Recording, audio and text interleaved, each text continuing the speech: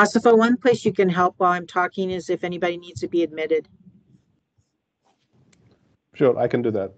Thank you.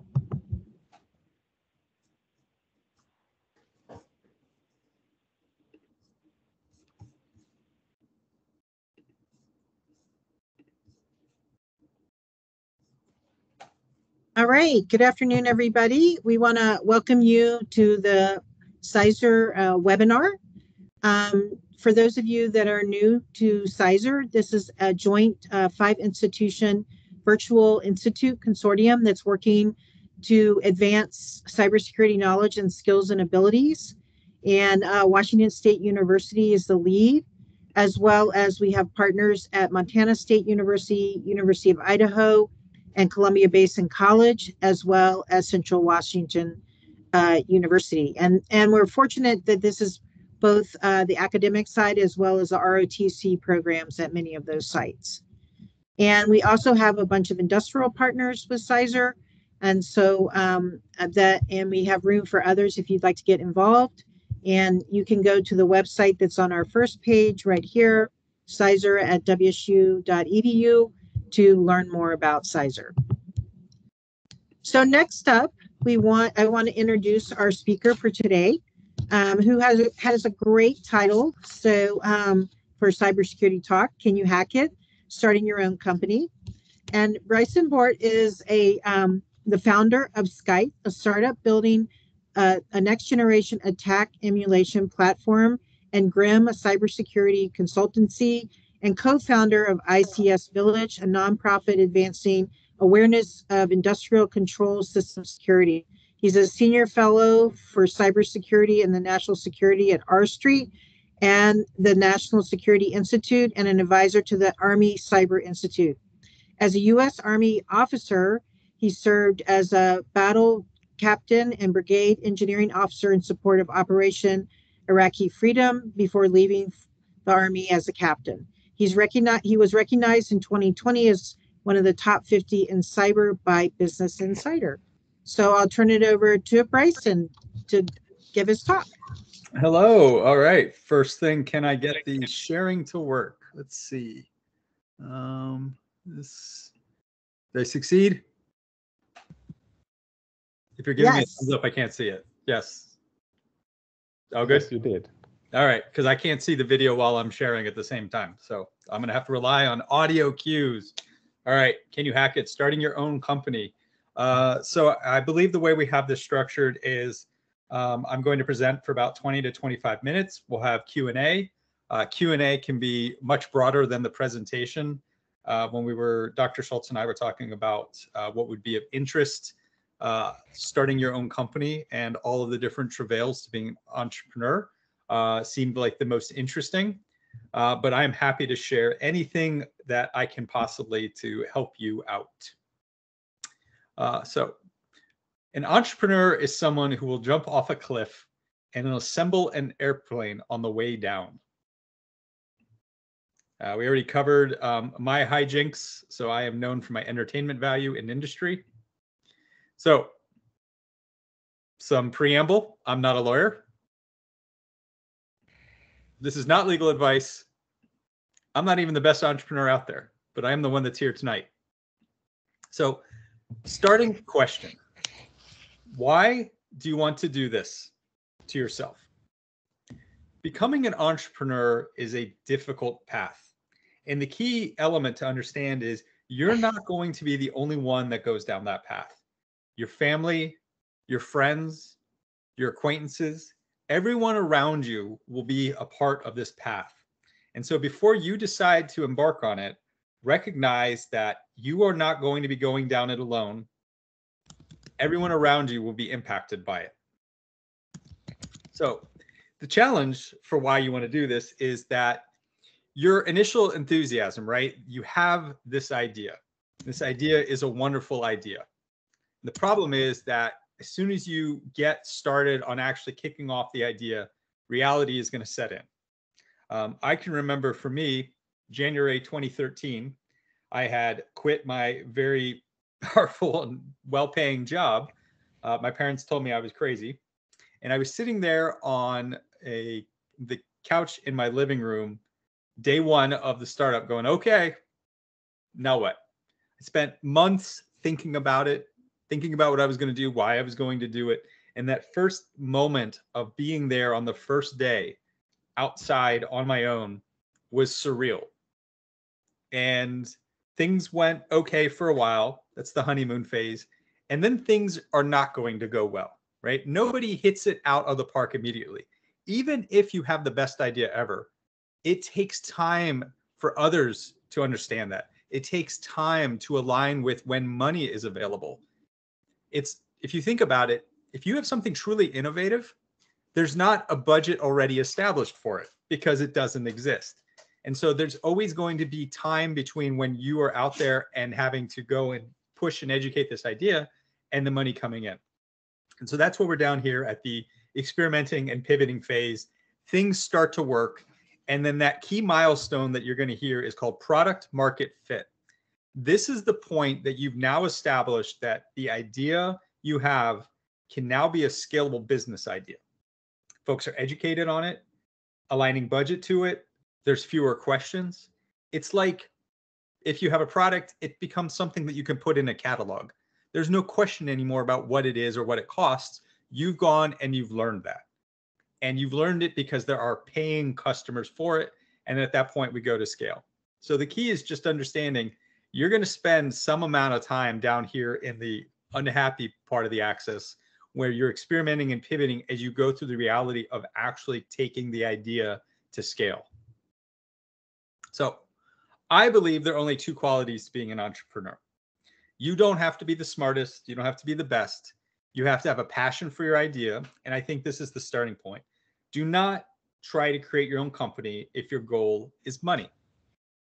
Going back to that previous slide where we looked at how long you can be spending down at the bottom phases of struggling, money is not going to get you out of bed. That morning that you wake up and it's hard and it's difficult and everything feels like it's aligned against you, money will not get you going.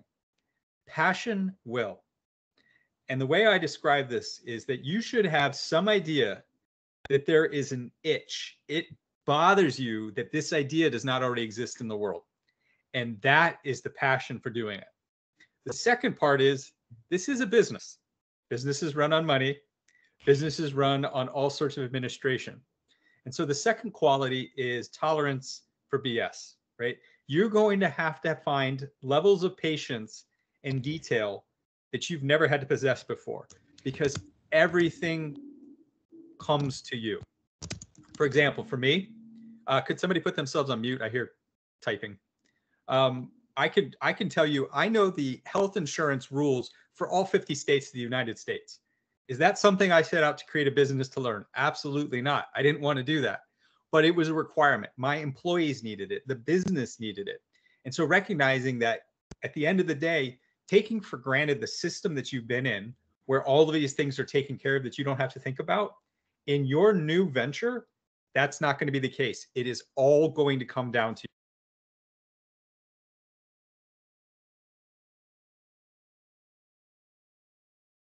Bryson, you muted yourself.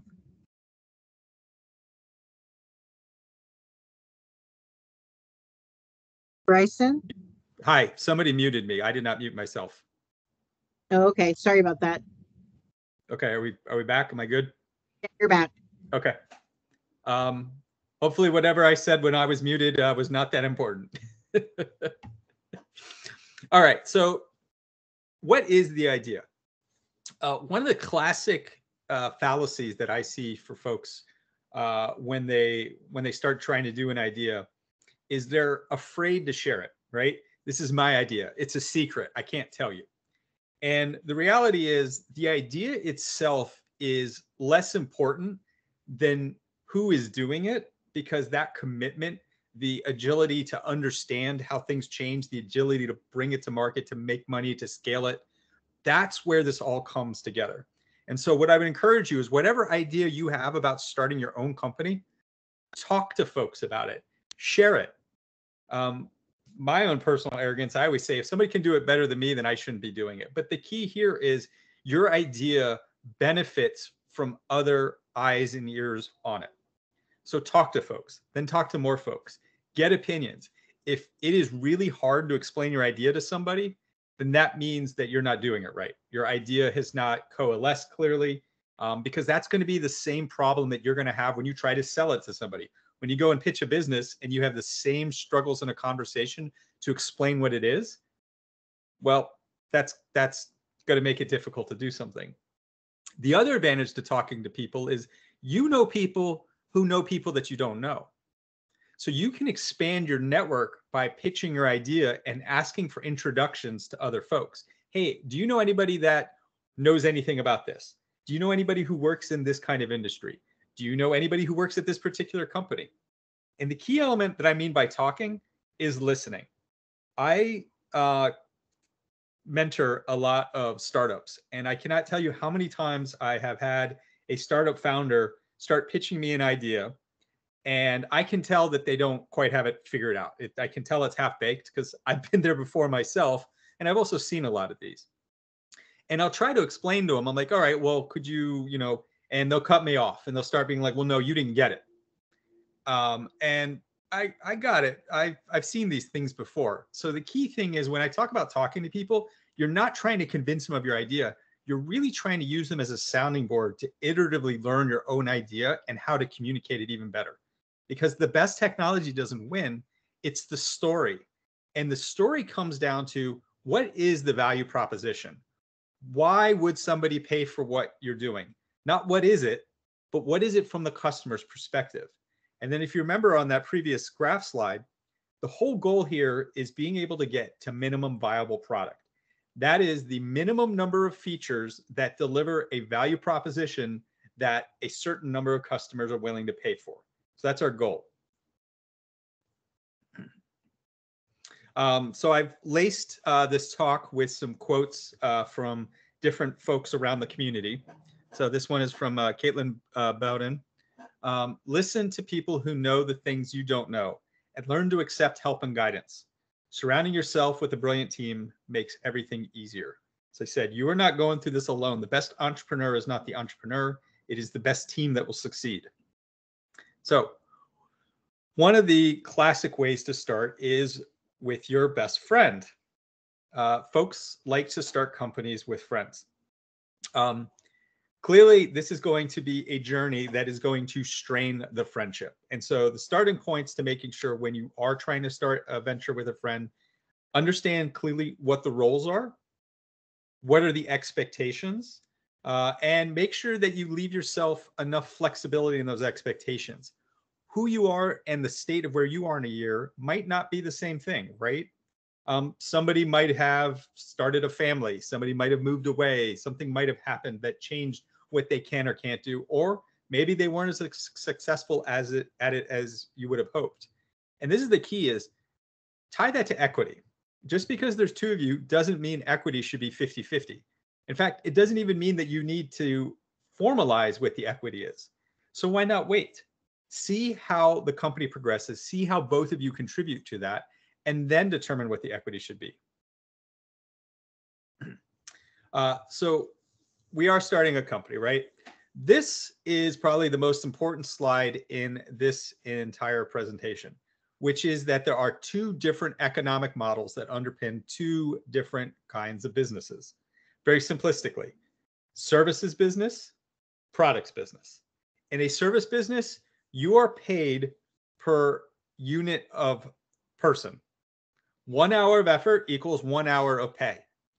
Now, I can scale that by adding more people, and I can try to scale that by charging more per hour, but both of those are finite and are very much tied to the people element. Whereas in products, 1 hour of effort can be anything. I'm not charged per hour of effort. I'm charged based, or I make money based on the value of the product that the customer perceives it to be. So this is clear to understand those economics, where products can, of course, be worth a whole lot for very little or not. Why this is interesting as well is this is going to turn into our understandings of valuation and whether or not to bring in outside money. Okay, so from Alyssa Miller, Write down your vision and mission early. Why are you launching this business and how do you plan to achieve that goal?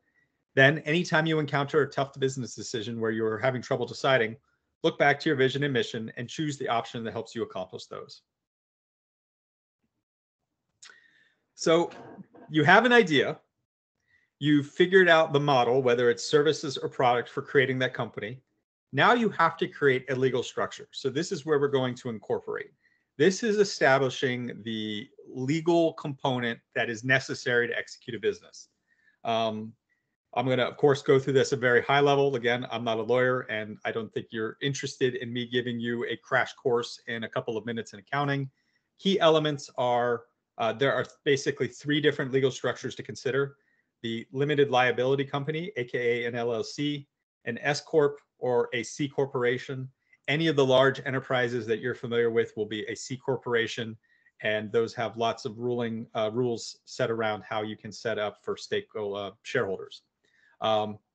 So that's a lawyerly piece, but some easy ones. Check the name availability of the name that you're looking for. There's nothing worse than putting all of this effort into an idea with a name and then that name not being available.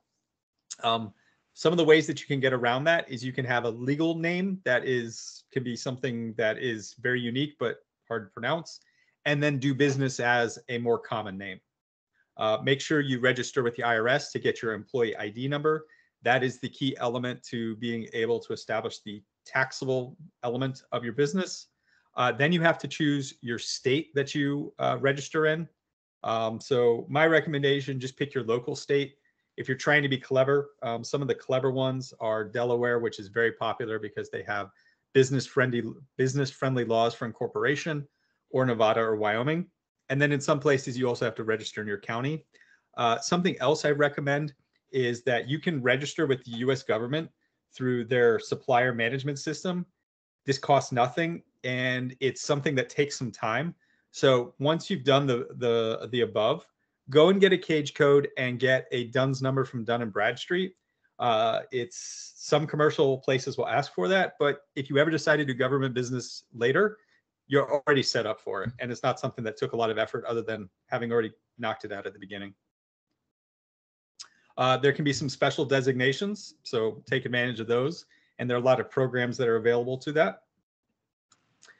So the key part here, right? To raise or not to raise. As with everything, a simple process flow is beneficial. In short, if you're trying to create a services organization where we talked earlier about it being a people-based business, you're probably not going to want to raise money. And the simple reason for this is that your valuation is going to be roughly 1.x of revenue. So somewhere between 1 and 1.3, 1.5 of revenue is typically what a service organization could expect to get. And if you look at that from an investor perspective, that's not particularly interesting. Furthermore, services businesses tend to grow organically. As I win customers, I make money. As I get more customers than I have the people to serve them, I hire folks for that. And so I grow organically, hiring as I earn the money and the customers. And you keep going hand in hand with that.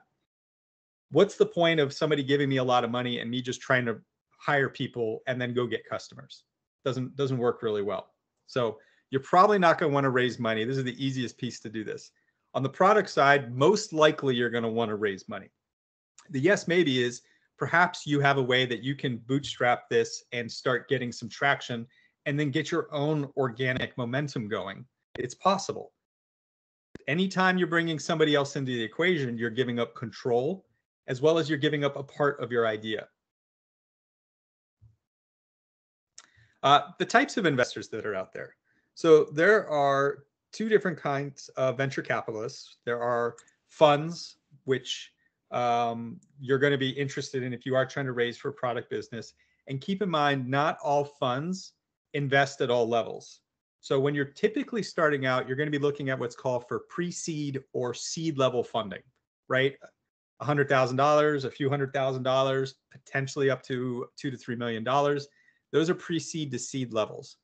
Most funds do not invest at that level. And you can save yourself a lot of time by identifying those kinds of VCs that would only be interested in you.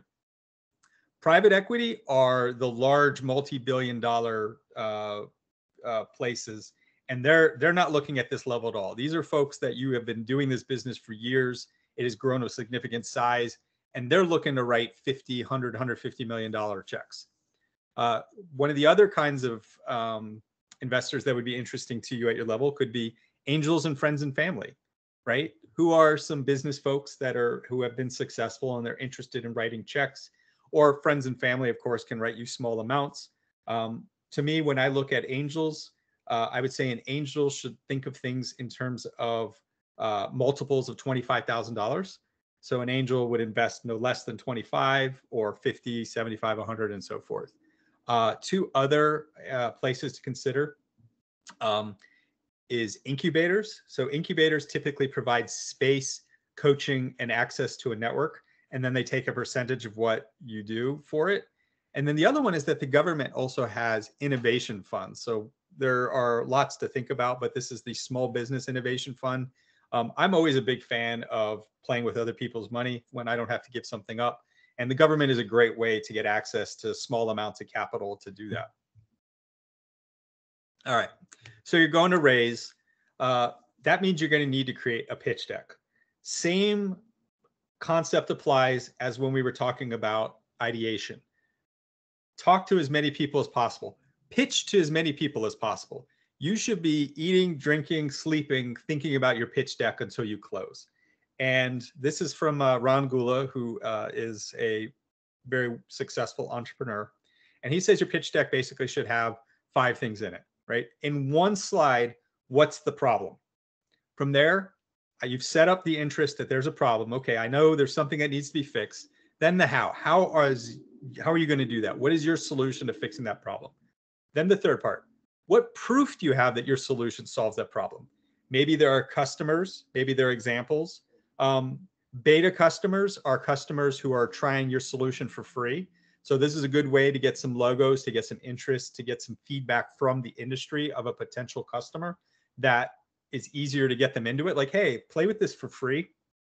And you get to benefit from that without, of course, having the money part. And then funding. I cannot tell you how surprised I am at how many folks spend all this effort of wanting to raise. And then when you ask them, okay, well, I'm sold. This is interesting. How much money do you want? And they don't have an answer. I know it sounds crazy, but it happens all the time. So make sure you understand what amount of money that you want to raise and then what you're going to do with it. So it's not just enough to be like, well, I want $2 million. Okay, what does $2 million get you? And they're not expecting you to have the 100% I can see the future answer. They're more interested in your thought process, that you've thought through a good idea that is then going to change, because again, they're investing in you, right? You are the key differentiator of this idea. A lot of other people will also be pushing similar ideas. And then the final piece, what's the vision, right? So tying that back to what you're going to do with the funding, what's that schedule look like? What kind of milestones do you expect? And what does that minimum viable product look like? And then I have here under asterisks. So this is something I personally think is a good addition to this pitch deck, is your team. This is the one slide that shows you and your team and why you are the factor, right? What's your background? What makes you uniquely qualified to make this successful? And then, like I said, pitch over and over and over. Talk to friends, talk to neighbors, talk to random people on the street. Try as many folks as you can to pitch them on what it is, so you get really good at the pitch deck. Because just like you had to practice the idea, the pitch deck is something that you should master all of the potential questions that are going to come to it so that you are ready for it. The process. So this is something I do want to share, because I think while it's not, it's the reality. So my friend Katie Masuris notes, every cishet white male founder tells you that you probably will not work if you're not in that group. So the reality of trying to raise is that it's an insular community. There is very much a Silicon Valley bias to investors. Certainly there are investors elsewhere, but Silicon Valley is very much one of the key meccas in the world for money. And they are biased. I know when I was trying to raise the first time years ago, one of the first questions I got from folks out of Silicon Valley is, when are you moving here? I was like, well, I'm not. I'm going to stay in Washington, D.C. I'm not moving there. And that was pretty much a deal killer right there on the spot. So recognize that there's a bias. The second is the reality, which is an industry problem, not just for venture capitalists, is the tech bros. So it's a very male-dominated space, and there's a lot of challenges around that. The other part that ties into the insular community is they tend to work with people they already know. If you think about it, they're writing a large check for something that does not exist, and therefore it is a high risk probability. So they like to work with people they know. And so the insular community sort of self-selects itself with the relationships they already have. So this is just sort of my large asterisk, recognizing the reality that it is not as straightforward or as clean as perhaps it should be. Finding your people, right? Not every investment firm is the right one for you. If you think about this, an investment firm is a lot like getting married. This is somebody that you are stuck with. They own half of your stuff. They own a portion of your stuff. So make sure that just because they say no to you, that's not necessarily the worst thing for you. Maybe you didn't want to work with them. So keep in mind, it's okay to turn it down. Think through very carefully about that. This is sort of like a mutual interview of who do you want to work with and why do you want to work with them? Addressable market. So this is going to be a question that you get asked by any VC, and they're going to want to know, what is the addressable market? And the idea behind addressable market is you've got an idea that you can charge some amount for. How many potential customers are willing to pay that amount that exists in the United States or in the world? That's your addressable market. That is the potential largest scope of your idea seeing fruition. And this is really hard because most folks don't know how to do it because it's really hard to do.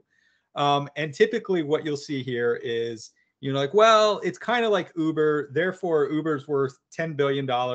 So I think I can get 20% of that. That's $2 billion. That's my addressable market. That's not going to work. The second is, well, the industry is $2 billion. I think I can capture X percentage of the industry. That's this. None of these really show having thought through the problem. So the way you want to approach the addressable market is understanding what are all of the different products at the different price points that you think you're going to build. Determining those different price points. And then it's as simple as how many customers you think potentially exist with some justification against those. That is showing this bottoms up approach of what the total addressable market is. Just like the schedule and the milestones that we talked about in the pitch deck, no one's expecting you to have a 100% answer. You haven't gone and done it yet, so it doesn't make any sense. Your data is just as good as anybody else's. But showing the thought process that you've thought through some level of, well, this is what I think I can build, and I think I can probably charge this amount.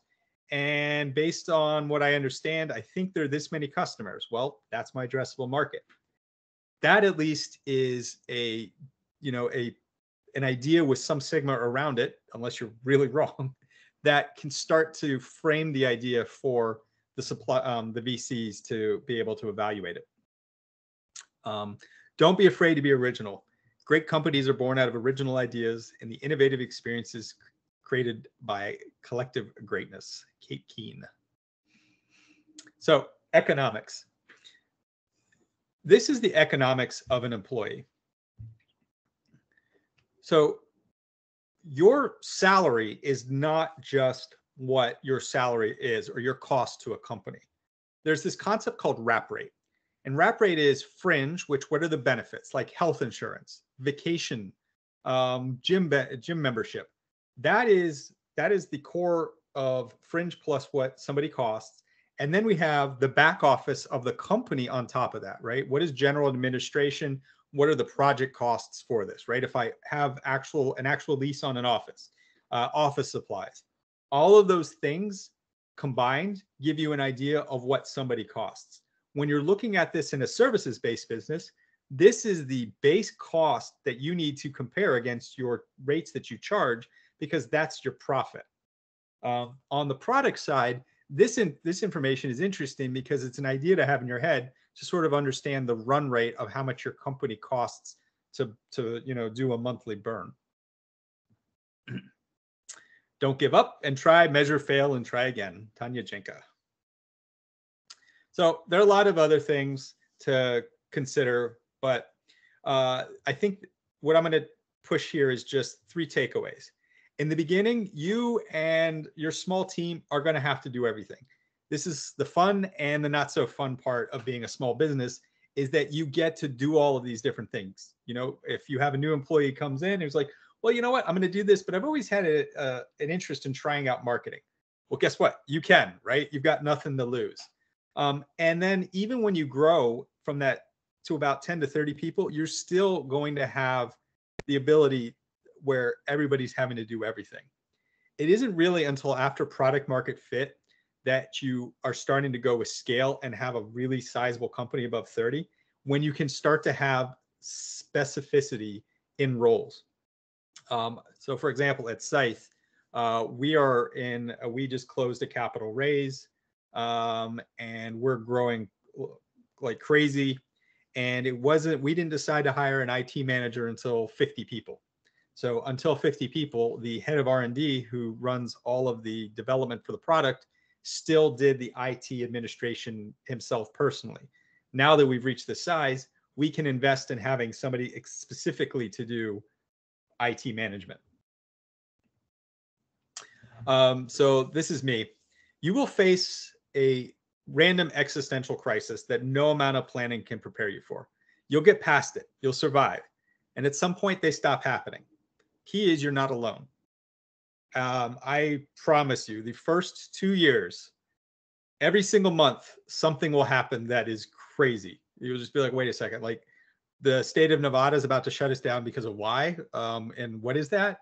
And you'll get through it, right? You'll crash on it. It'll take a few hours. It'll be a total pain, but you'll beat it. And after some time, all of these random things that just happen through business you'll start to get past them because you'll have conquered them. You'll have conquered enough of them, and you'll have achieved a level of maturity where you'll grow past that and are able to focus really on just core business things. So the club. Becoming an entrepreneur is like joining an exclusive club where the only requirement is the desire to join. Everybody in it will help you. And so this is my invitation to any of you. If there's anybody who ever decides that they would like to start their own company, feel free to reach out to me, and I promise you, almost any other entrepreneur that you know, any one of us would be happy to share our experiences and help you in any way that we can. So here's some resources. I'm not really pushing anything other than just everybody always wonders what kinds of things are easy for some back office stuff. Personally, for me, gusto.com takes care of all of the payroll and all the benefit stuff. It's all there.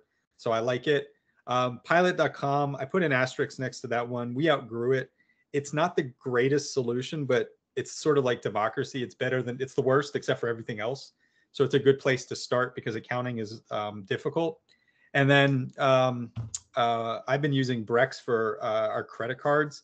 Not 100% thrilled in it, but it kind of works. And then I cannot emphasize this enough. Any entrepreneur you know, including myself, will be more than happy to help you on starting your venture.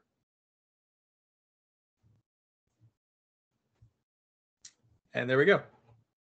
Did about 30 minutes. Keeping in time. Yeah, great. Thanks, Bryson. So I'm going to ask the first question. You talked about crisis. One of the things is how do you deal with that first failure or crisis that seems a little bit more than just the monthly crisis, or maybe it is. How do you get through those both personally and professionally, and the risk around, kind of risk and then getting through that? So that's why I mentioned that I think one of the top 2 qualities to being an entrepreneur is passion, right? Passion is emotionally the only thing that'll motivate you through those kinds of crises where it feels like everything is against you. The other metaphor that I use for being an entrepreneur is it's like being a predator on the Serengeti. It's dry season. There is nothing to eat. There's no water to drink. And you keep going, your ribs stick out through you, and you keep going until your rainy season comes. And if it doesn't, well, this is, I think, the part where risk is overplayed with being an entrepreneur, because typically if you're talented enough to do all of this, one, you'll have made a lot of connections and names through trying. And two is, even with those natural capabilities, you're eminently hireable. You can, you burn out and in quote fail, there will be a job that you will be able to go get easily. So I think the risks are a little overblown. The last piece I'll add is in the very beginning where I talked about why would you do this yourself, asterisks, because all of these other people are part of it. Be very cognizant of who your support network is, right? Get your family and your friends on board with this idea, because they are going to be the well that you're going to need to go to for that emotional support.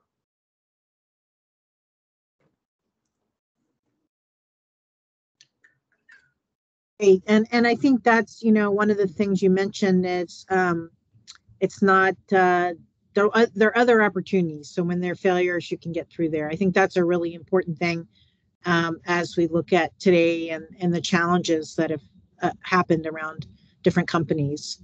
I want to see, I don't see any questions in the chat or hands up at this point, but I want to open it up.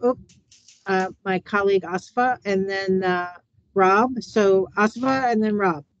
Okay, thanks, Bryson. This was very educational, and it applies to whatever area one wants to be entrepreneur in. That's the way you framed it. Yep. We are in this seminar, and it's about cybersecurity.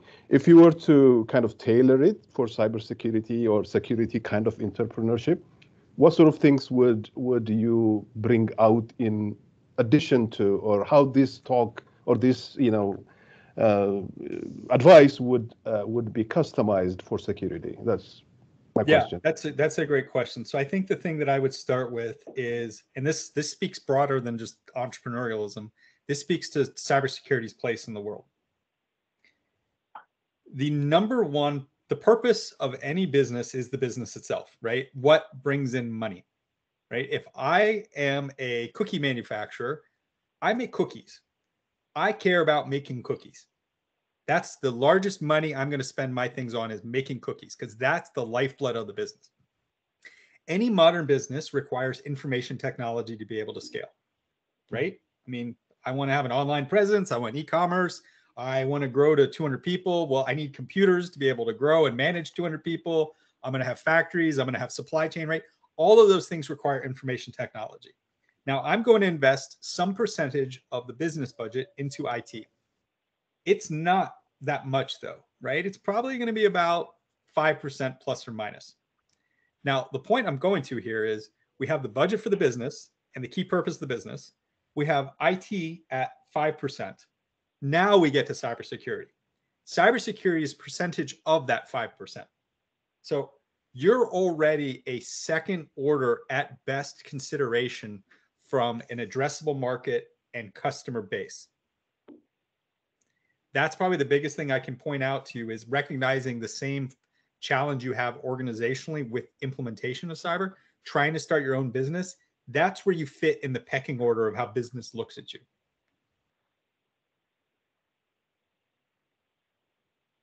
That's not a good place to be. Funny. Wet blanket. Honestly, if you're really trying to, I have a friend who I hadn't seen in years, and he started his own business in service-oriented architecture, which is an idea around how you manage IT within an organization. And I saw him last week, and he's like, "Oh, he made some comment where he was being self-deprecating about himself," and I was just like, Chad, I actually wish I was working in your space, right? The budgets are bigger, everything is bigger. There's just more of it. Cyber is kind of playing for scraps. And in industrial control systems, it's even smaller. Noel's shaking her head. She's like, yup. Go ahead, Rob, you had a question, and then Robin. Yeah, actually, I just have a comment. First, thank you. This has been very interesting. I'm the chair of the Management Information Systems and Entrepreneurship Department. And as you were talking, I just know of a resource that is available to students here on campus, which is the Center for Entrepreneurship. And they've got a lot of resources to help students through the process of all these things you were just talking about. So as you're talking about reaching out to other entrepreneurs, there are resources right here on campus that I think are doing exactly what you're recommending. So thank you.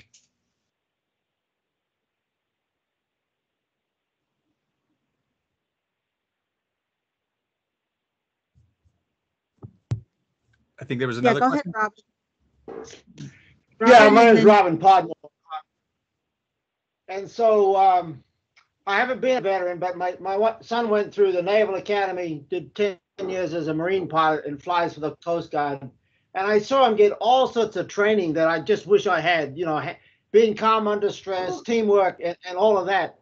And I just meet so many good leaders that turn out to be veterans. And thank you for your service. So do you have an idea of how that helped you, and what can you recommend that a non-vet does, okay, to get that similar training about how to kind of build those soft skills that you really don't get in business or in school for a large part? So. First of all, go Army, beat Navy. I was a West Point graduate. I'm sorry, I'm afraid I'm uniquely disqualified for answering that question because I went through the military academy and I'm a vet, so I don't know how I would have gotten the experience otherwise. No, that's a good point. And then I did time in Iraq as a trainer with the Corps of Engineers, so I very much appreciate the Army as well. So that's good.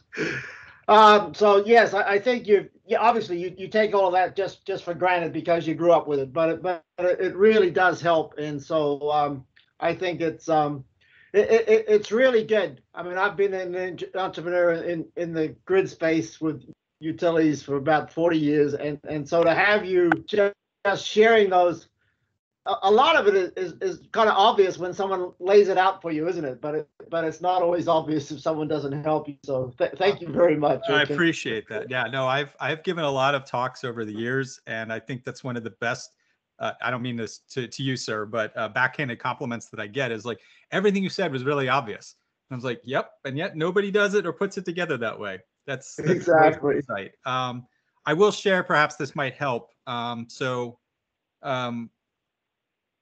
Bringing the team together is not something that you can assume.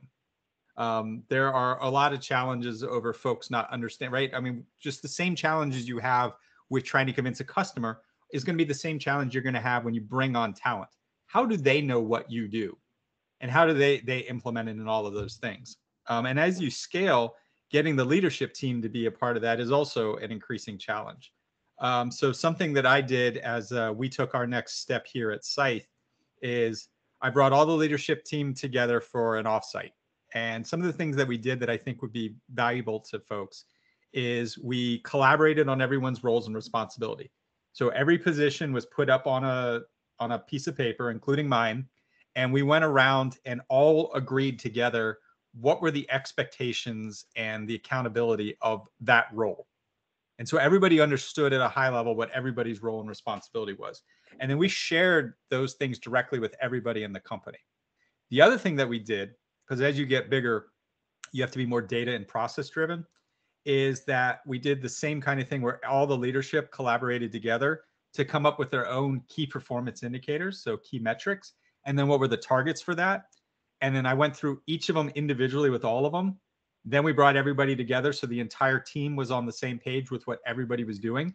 And then the next step is this month, the executive team is going to brief the entire company at the all hands what each of the functional areas, metrics, and targets are. So everybody in the company is clear on not only how are we executing the vision, but in addition, how everybody is being measured from the leadership team on down.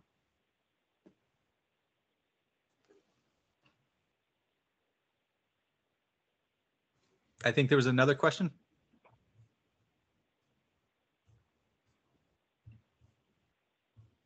Or not? Nope, no questions. You can also ask me questions about things not about starting a company. I'm happy to talk about anything. I've done a lot of really interesting things in cyber in my lifetime. In that case, I would have a question about that. What's the question? Well, Well, first of all, I'd like to thank you for this presentation. It was wonderful. I also enjoyed was that DEF CON? You took a pic? I read the dude's patch on the, to your left or whatever, the unicorn costume, but that's pretty funny. Oh yeah, I started a mascot of a unicorn years ago. So I do lots of talks where I'll be dressed up as a unicorn. That's very cool. But my question, it's more along the lines of I suppose like national security as a whole. I noticed a disturbing statistic one time. I just poking around. 25% of the hosts on the internet are hosted by Amazon Web Services in some capacity. So that includes load balancing. And we just, what was it? It was must have been finals for fall quarter, and AWS is down, and we're wondering why Canvas isn't working. Or the way that the service in which our school utilizes to do grades, assessments, file uploads, you name it. And I'm just curious if there's security repercussions to having that centralized, or that amount of centralized services just in one data center. Isn't it ironic? Because wasn't the cloud supposed to be the decentralized solution? Yeah. But then the SEC stopped doing antitrust lawsuits, so now we have massive corporations. Yeah. So national security. That's a very broad question tied to the cloud. Certainly, there are a lot of critical infrastructure components that are not cloud-based.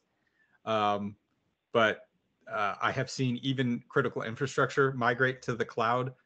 Speaking about the government specifically, the government has its own cloud instances separate from commercial AWS and Google and Azure. So I'm not sure I'm answering your question, or if I don't know exactly how to answer your question.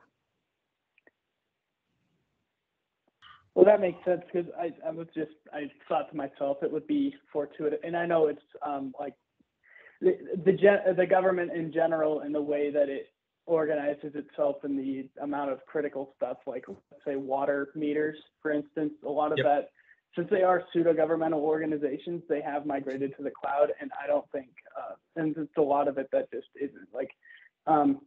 The NSA, all the alphabet agencies probably have their own cloud instance, but at the end of the day, it's like So that makes I didn't know that. That's perfect. Yeah. No, they have their own cloud, own clouds, and even between agencies, they'll have different clouds.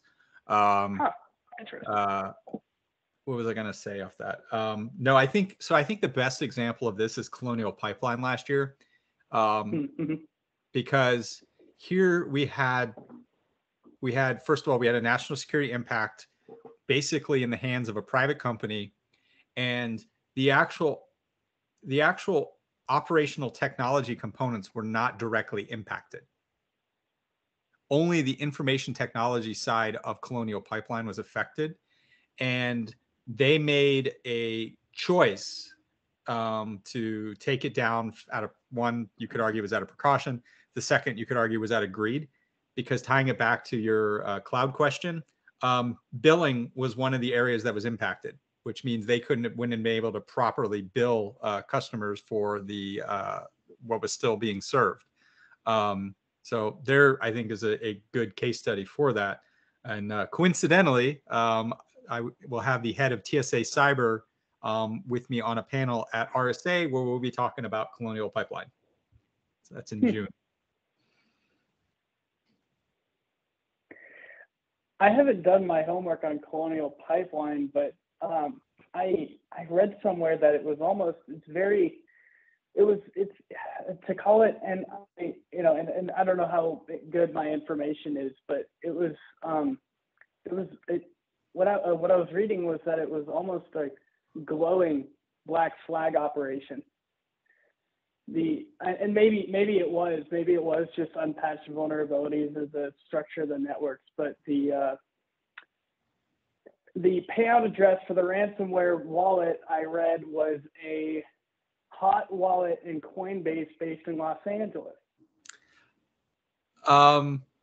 So that is how the FBI was able to intercept it.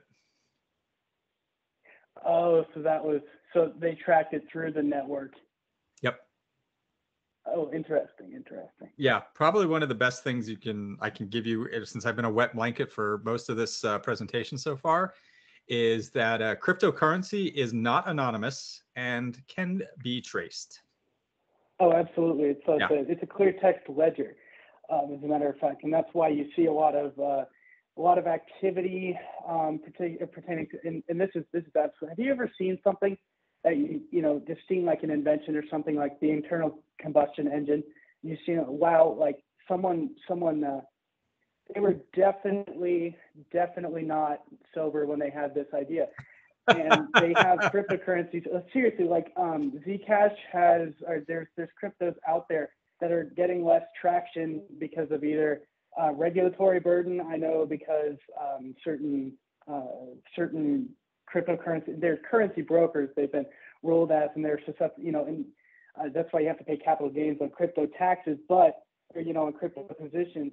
But so Zcash has half of their blockchain on an encrypted ledger service, and the security has been, well, I don't know if it's yet to be audited, but I know that the Department of Defense threw about $6 million at this other cryptocurrency called Monero, and it uses a fully encrypted ledger, and they, $6 million returned. Basically, all you could do was pray that they say, oh yeah, we got the payment from sending, sending money to the wrong crypto address. So we do have one more question, Bryson, and we want to let you go since it is 7 o'clock your time, while the rest of us, it's only 4 for many of us. But Paul, Paul asks, how did you transition your military experience into cyber security space, and is Scythe your first attempt at a startup? Okay. I transitioned very poorly. I'm probably a case study in how not to do it. So I got hurt during the war. I was still pretty broken when I was medically discharged, and I took the first job I was given. Ended up working for a British aerospace and defense company. I discovered that just because we speak the same language as the Brits does not mean anything else is the same. So I had a rough start there. I also intentionally took a job that I didn't know what I was doing. And unfortunately, the boss I was appointed to was not a part of this program of hiring people who didn't know what they were doing, not know what they were doing. And so that also didn't go very well. I mean, I had a background in this stuff. I mean, I was a computer science major. I have several master's degrees in the space. I was a signal corps officer, so I knew plenty about, you name it, any kind of RF transmission, whether it's satellite or land. Let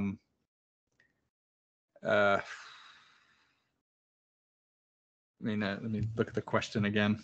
So how did I transition my military experience?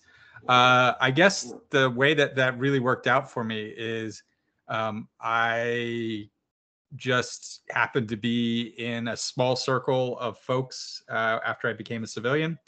And I got recruited into doing some really interesting offensive cyber things. And that's where I made a name for myself. It was something I didn't even know existed. Back then, we didn't even talk about it. Now, I think everybody sort of knows about it. But at the time, the existence of it was even classified. And that was really just right place, right time. And having a military background made it very easy for me to work in that space. I naturally fit culturally. I think the one thing that I was set up for failure into becoming an entrepreneur. So Scythe is a spin out of a consultancy I started 9 years ago called Grimm, which is my first entrepreneurial effort. I've also co-founded a nonprofit called the ICS Village. Dr. Schultz will be on a podcast that is co-produced with my think tank and my nonprofit. So stay tuned for some riveting podcasting coming out soon. But where I talking about people, talking to people, and so that was a skill I didn't have back then. I came from the military mindset of, unless you're in the military, you're not worth talking to. And then when I was in the intelligence community, we also were like, we're the smartest people on the planet. We do all these cool things. Nobody else could possibly have any value. And that is the stupidest perspective you could possibly have. And so when I started out as an entrepreneur, it took me years to learn how to network and to socialize and to see value in that and to engage and build my networks. So that was one thing where I was not set up for success because of the natural bias of the system I was brought up in. And it's also why I emphasize it so strongly to everybody else, because I don't want anybody to make the same mistake that I did. And then going to Robin's question, I think that the natural understanding I have of mission and leadership and building teams has been, of course, a really strong skill set that has helped me immensely as a vet. Great. Well, I think that's a great one to end on. And thanks for the great discussion and great questions once we got rolling. But we want to thank Bryson for being on, and we really appreciate him taking his time to give back to the community as others. And if people have questions, we can provide information to contact him. But we really appreciate, Bryson, your time. And thanks to everybody for being on today. In 2 weeks is a holiday, so we will not have a webinar on that date, but we will in 4 weeks. So look for those. But hope everybody has a great week. Thank you. Thank you.